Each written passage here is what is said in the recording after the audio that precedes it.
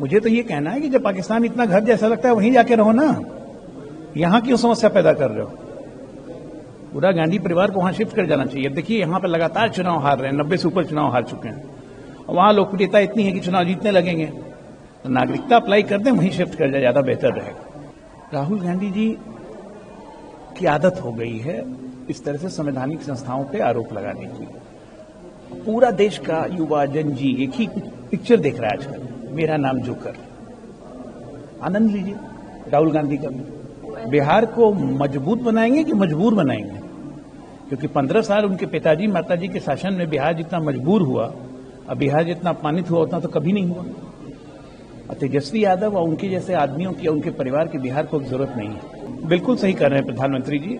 भारत को आत्मनिर्भर बनाने की कहानी उन्होंने 11 साल पहले शुरू की थी, और हम बहुत सही दिशा में आगे बढ़ रहे हैं। और दूसरे देशों पर जितनी निर्भरता हमारी कम होगी, हम उतना मजबूत होते चले जाएंगे, और इसी मंत्र पे अब काम करना है। देखिए ऐसा ही आयोजकों का निर्णय होता है, इसमें कोई राजनीति नहीं करनी चाहिए। धार्मिक सम्मेलन है रामलीला, इससे लोगों की भावनाएं जुड़ी रहती हैं, इसलिए आयोजकों को लोगों की भावना का बिल्कुल ख्याल रखना चाहिए। बिहार इलेक्शन में क्लियर है 2025 एनडीए 225, कोई इफ एंड बट है ही नहीं।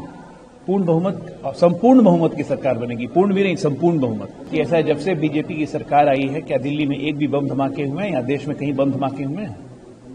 धमकी देना करने में बहुत फर्क है। हमारी इंटरनल सिक्योरिटी आज तक कभी इतनी मजबूत नहीं थी जितनी अभी पिछले 11 वर्षों में हुई है। ये एक कपटी पार्टी है, ये आप नहीं है, ये पाप है। ये इसी तरह के भ्रम और दुराचार का माहौल ये तैयार करने में लगे रहते हैं। देखिए तेलंगाना हो चाहे कर्नाटका हो, हमने लगातार देखा है कि ये मुस्लिम अपीजमेंट, भाईजान पटाओ अभियान लगातार चलते आ रहा है, और अब ये शुरू हो रहा है पिछड़ों, अति पिछड़ों और दलितों के आरक्षण पे हाथ साफ करके, और ये हम होने नहीं देंगे।